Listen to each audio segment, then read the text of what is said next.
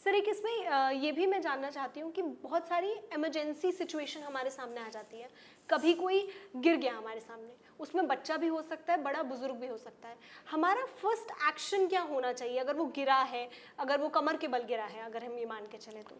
अगर कोई कमर के बल गिरा है तो सबसे पहले जब हम उसको स्टेबल करके उठा के कहीं लिटाते हैं तो हमें 3 चीज़ें बेसिकली देखनी होती है। पहला ये कि पैर हिल रहे हैं कि नहीं। बेसिकली अगर कमर में कोई फ्रैक्चर हुआ है जिसमें नस दब गई तो पैर का मूवमेंट कम हो जाता है। दूसरा हमें देखना होता है पैर में कहीं पे सुनपन या भारीपन तो नहीं है, वो भी नर्व इंजरी को दिखाता है।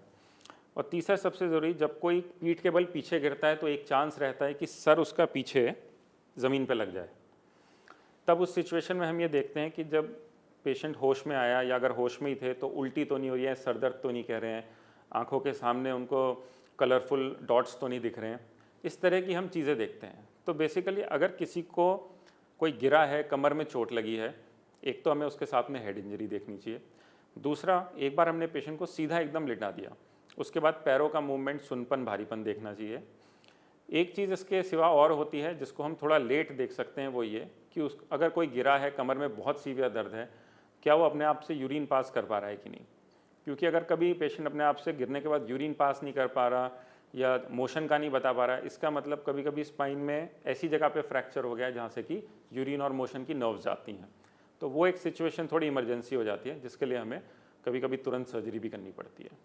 यानी अगर कोई गिरता है तो हमें कैसे पता चले कि इस टाइम पे हमें डॉक्टर के पास जाना है या नहीं जाना है? क्योंकि बहुत बार ये देखने को मिलता है कि कोई गिरा, वो नॉर्मली उठ गया, उसको उतना पेन फील नहीं हुआ।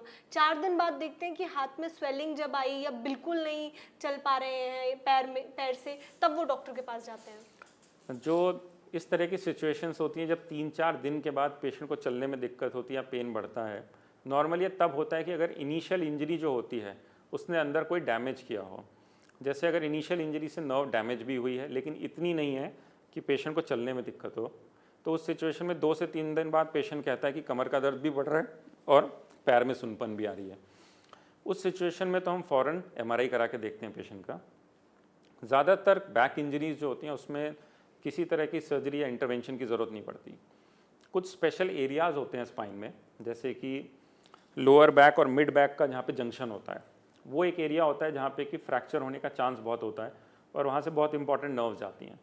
तो अगर हमने एक्सरे MRI किया और वहाँ पे फ्रैक्चर आया है, नर्व भी दब रही है और पेशेंट को सिम्टम है कि पैर में सुनपन है या भारीपन है, तो उस सिचुएशन में फिर फ़ौरन आपको डॉक्टर को दिखाना चाहिए। हो सकता है सर्जरी की भी ज़रूरत पड़े, बट एटलीस्ट उस सिचुएशन में डॉक्टर की ओपिनियन लेना बहुत ज़रूरी है।